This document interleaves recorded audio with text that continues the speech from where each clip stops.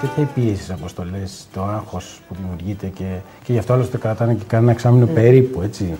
Στο πεδίο δηλαδή, δύσκολο να κάτσεις παραπάνω εξάμηνο. Εκτός αν είσαι σε καλή κατάσταση και το ζητήσεις άντε να κάτσεις κάνα μήνα ακόμα παραπάνω, βία. Όχι γιατί δεν θέλει η οργάνωση, αλλά γιατί έχουν δει ότι αυτό είναι μια κρίσιμη περίοδος, που από εκεί πέρα το στρες ανεβαίνει εκθετικά και μπορεί να έχεις φαινόμενα μεγάλης έντασης και κατάρρευσης, το οποίο είναι το θέμα.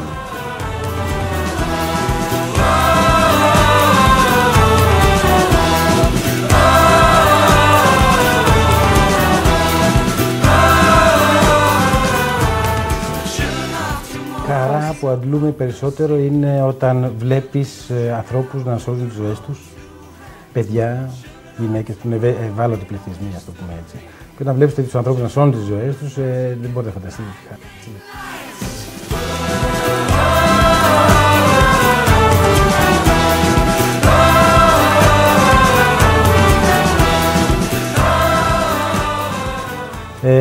Καταλαβαίνετε βέβαια ότι όταν συναντούμε έτσι γεγονότα που έχουν δραματική τέλος πάντων υπόσταση, μας αγγίζουν τον καθένα μας, έτσι, και πρέπει να τα αντέξουμε.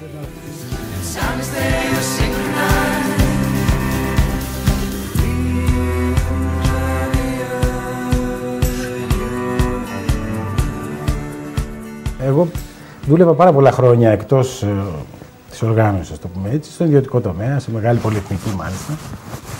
Η δουλειά που έχω κάνει στους γιατρούς χωρίς σύνορα στο πεδίο δεν την έχω κάνει ποτέ στην ιδιωτική μου ζωή, που ήταν με ένα ανταγωνιστικό περιβάλλον, ένα πολύ πιεστικό.